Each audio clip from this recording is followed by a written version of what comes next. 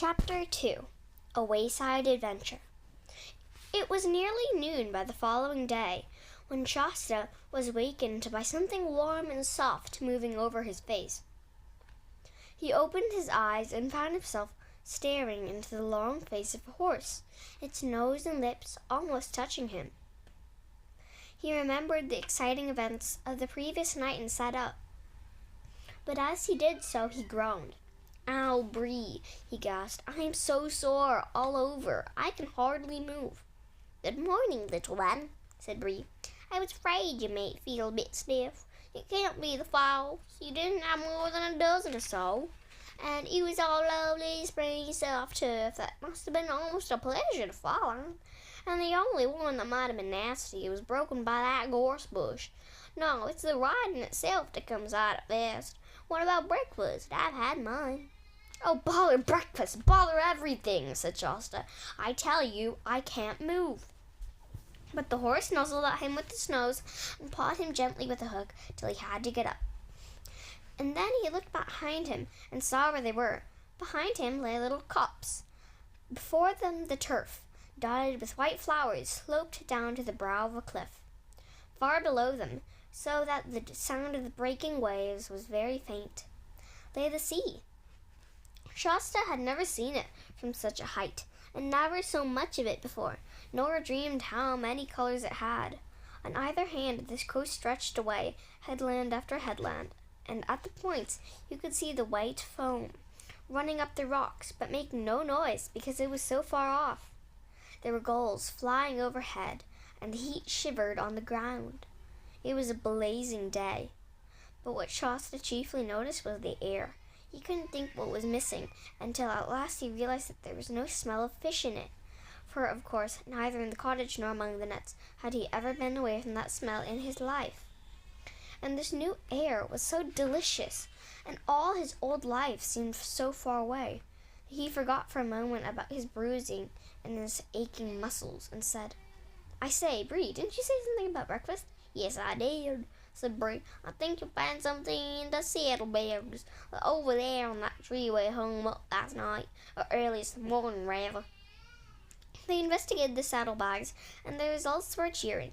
A meat pasty, only slightly stale, a lump of dried figs, and another lump of green cheese, a little flask of wine, and some money, about 40 crescents in all, which was more than Shasta had ever seen. When Shasta sat down, painfully and cautiously, with his back against a tree, and started on the pasty, Bree had a few more mouthfuls of grass to keep him company. "Wouldn't it be stealing to use the money?" asked Shasta. "Oh," said the horse, looking up with a mouthful of grass. "I never thought of that. A free horse and a talking horse mustn't steal, of course. But I think it's all right. We're prisoners and captives in enemy country. That money is booty spoil. Besides, how are we going to get any food for you without it? I suppose, like all humans, you won't eat natural food like grass and oats." "I can't." "Ever tried?" "Yes, I have. I can't get it down at all. You couldn't either if you were me. You're wrong little creatures, you humans," remarked Bree. When Shasta had finished his breakfast, which was by far the nicest he had ever eaten, Bree said, "I think I'll have a nice roll before we put on the saddle again." And he proceeded to do so. "That's good. That's very good," he said, rubbing his back on the turf and waving all 4 legs in the air. "You should have one too, Shasta," he snorted. "It's most refreshing." But Shasta burst out laughing and said, "You do look funny when you're on your back." "I look nothing of the sort," said Bree, but all of a sudden he rolled hard on his side, raised his head, and looked hard at Shasta, blowing a little. "Does it really look funny?" he asked in an anxious voice. "Yes, it does." "But what does it matter?" replied Shasta. "You don't think, do you?" said Bree. "That might be a thing talking horses never do, a silly clown's trick I've learned from the dumb ones. It would be dreadful to find, when I get back to Narnia, that I picked up a load of low, bad habits. What do you think, Shasta? Honestly now, don't spare my feelings. Do you think the real free horses that Doc and Don do roll?" "How should I know? Anyway, I don't think I should bother about it if I were you. We've got to get there first. Do you know the way?" "I know my way to Tasman. After that comes the desert. Oh, we'll manage the desert somehow, no fear. Why, we'll be inside of the northern mountains then. Think about it. then Narnia in the north. Nothing will stop us then, but I'll be glad to be past Tosh Bend. You and I safer away from cities. Can't we avoid it? Now without going a long way inland, and that would take us into cultivated land and main roads, and I wouldn't know the way. No, we'll just have to creep along the coast. Up here on the downs we'll meet nothing but sheep and rabbits and gulls and a few shepherds. And by the way, what about starting? Shasta's legs ached terribly as he saddled Bree and climbed into the saddle, but the horse was kindly to him and went at a soft pace all afternoon. When evening twilight came, they dropped by steep tracks into a valley and found a village. Before they got into it, Shasta dismounted and entered it on foot to buy a loaf and some onions and radishes. The horse trotted round the fields in the dusk and waited, and met Shasta at the far side. This became the regular plan every second night. These were great days for Shasta, and every day better as his last muscles hardened and he fell less often. Even at the end of his training, Bree still said he sat like a bag of flour in the saddle. And even if it was sick, young'un, I'd be ashamed to see you with you on the main road. But in spite of his rude words, Bree was a patient teacher. No one can teach riding so well as a horse. Shasta learned to trot, to canter, to jump, and to keep his seat even when Bree pulled up suddenly or swung unexpectedly to the left or the right, which, as Bree told him, was a thing you might have to do at any moment in a battle. And then, of course, Shasta begged to be told of battles and wars in which Bree had carried the Tarkan. And Bree would tell of forced marches and the fording of swift rivers, of charges and of fierce fights between cavalry and cavalry, while the war horses fought as well as the men, being all fierce stallions, trained to bite and kick, and to rear at the right moment so that the horses' weight as well as the riders would come down on an enemy's crest in the stroke of a sword or battle axe. But Bree did not want to talk about the wars as often as Shasta wanted to hear about them. "Don't speak of them, youngster," he would say. "They were only the Tisroc wars, and I fought them as a slave and a dumb beast. Give me the Narnian wars, where I should fight as free horse among my own people. Those believe wars worth talking about. Narnia in the north. Hill." Shasta soon learned, when he heard Bree talking like that, to prepare for a gallop. After they had traveled on for weeks and weeks, past more bays and headlands and rivers and villages than Shasta could remember, there came a moonlit night when they started their journey at evening, having slept during the day. They had left the downs behind them and were crossing a wide plain with the forest about half a mile away to their left. The sea, hidden by low sandhills, was about the same distance on their right. They had jogged along for about an hour, sometimes trotting and sometimes walking, when Bree suddenly stopped. "What's up?" said Shasta. "Shh," said Bree, craning his neck around and twitching his ears. "Did you hear something? Listen." "It sounds like another horse between us and the wood," said Shasta after he had listened for about a moment. "It is another horse," said Bree, "and that's what I don't like." "It's probably just our farmer riding home late," said Shasta with a yawn. "Don't tell me," said Bree. "That's not a farmer's horse. Not a farmer riding either. Can't you tell by the sound? That's quality, that horse is. And it's being ridden with a real horse now. I can tell you what it is, Shasta. There's a Tarkan on the edge of that wood. Not on his war horse. That's true life for that. On a fine blood mare, I should say." "Well, it's stopped now, whatever it is." "You're right," said Bree. "And what should we do when he stops just as we do? Shasta, my boy, I believe there's someone shadowing us at last." "What shall we do?" said Shasta in a low whisper than before. "Do you think he can see us as well as hear us?" "Not in this light, so long as we stay quite still," answered Bree. "But look, there's a cloud coming up. I'll wait till that gets over the moon. Then we get off to a ride as quickly as we can down to the shore. We can hide among the sand hills if worst comes to the west." They waited till the cloud covered the moon, and then, for a set of walking pace, and afterward a gentle trot, made for the shore. The cloud was bigger and thicker than it had looked at first, and soon the night grew very dark. Just as Shasta was saying to himself, "We must be nearly at those sandhills by now," his heart leaped into his mouth because an appalling noise had suddenly arisen out of the darkness ahead, a long, snarling roar, melancholy and utterly savage. Instantly, Bree swerved around and began galloping inland as fast as he could gallop. "What is it?" gasped Shasta. "Lions!" said Bree, without checking his pace or turning his head. And after that there was nothing but sheer galloping for some time. At last they splashed across a wide, shallow stream, and Bree came to stop on the far side. Shasta noticed that he was trembling and sweating all over. "That water may have thrown the brew off our scent," panted Bree as he had partly got his breath again. "We can walk for a bit now." As they walked, Bree said, "Shasta, I'm just afraid of myself. I'm just as frightened as a common, dumb, cattleman horse. I am really. I don't feel like a talking horse at all. I don't mind swords and lances and arrows, but I can't bear those creatures. I think I'll trot for a bit."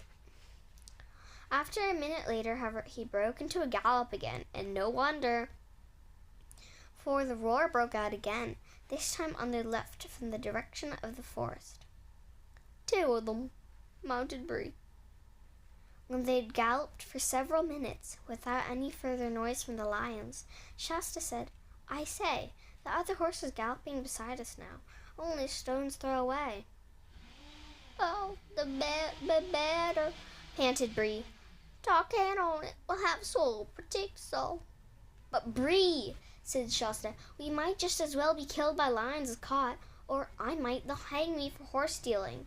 He was feeling less frightened of lions because he'd never met a lion. Bree had. Bree only snorted in answer, but he did sheer away to his right. Oddly enough, the other horse also seemed to be sheering away to the left, so in that few seconds the space between them had widened a good deal.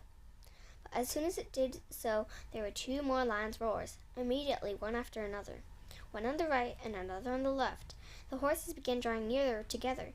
Apparently so did the lions. The roaring of the brutes on either side was horribly close, and they seemed to be keeping up with the galloping horses quite easily. Then the cloud rolled away. The moonlight, astonishingly bright, showed up everything, almost as if it were a broad day. The two horses and two riders were galloping neck to neck and knee to knee, just as if they were in a race. Indeed, Bree said, afterward, that a finer race had never been seen in Carolyn. Shasta now gave himself up for lost, and began to wonder whether the lions pulled you quickly, or played with you as a cat plays with a mouse, and how much it would hurt. At the same time, one sometimes does this at the most frightening moments. He noticed everything. He saw that the other rider was a very small, slender person, mail-clad. The moon shone on the mail, and riding magnificently. He had no beard. Something flat and shining was spread out before them.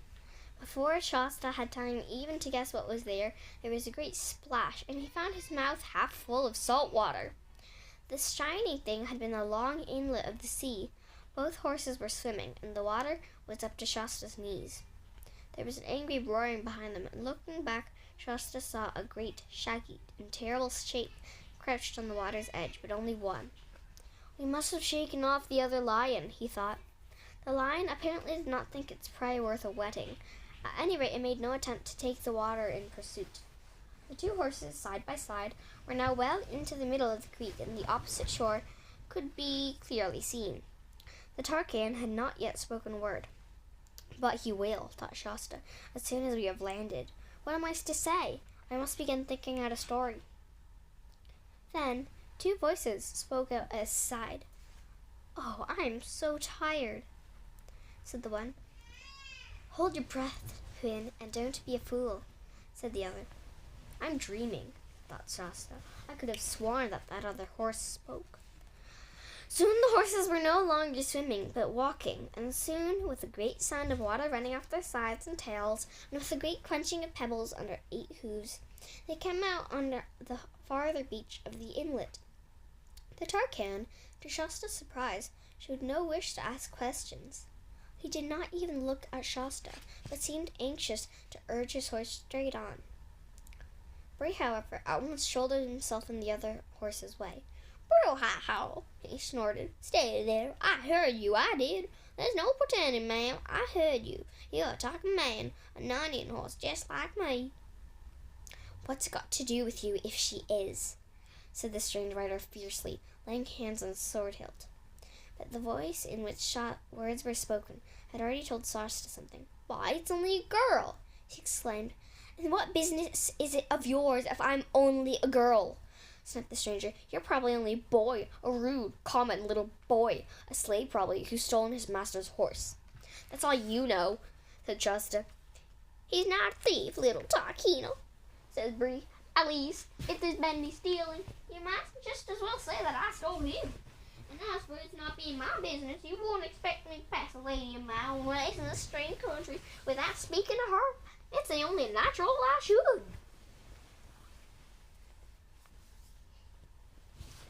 "I think it's very natural, too," said the mayor. "Do let's. I should feel much more comfortable. We're not even certain of the way. I'm sure a great charger like this knows far more than we do." "Oh, come on, Bree," said Shasta, "and let them go their own way. Can't you see they don't want us?" "We do," said Hwin. "Look here," said the girl. "I don't mind going with you, Mr. Warhorse, but what about this boy? How do I know he's not a spy?" "Why don't you say at once that you think I'm not good enough for you?" said Shasta. "Be quiet, Shasta," said Bee. "The Tarkina question is most reasonable. I'll vouch for the boy Tarkina. He's been true to me and a good friend, and he's certainly either a Nanian or an Archlander." "All right, then, let's go together." But she didn't say anything to Shasta, and it was obvious that she wanted Bree, not him. "Splendid," said Bree. "And now that we've got the water between us and those dreadful animals, what about you two humans taking off our saddles, and we all having a rest and hearing one another's stories?" Both the children unsaddled their horses, and the horses had a little grass, and Aravis produced rather nice things to eat from her saddlebag.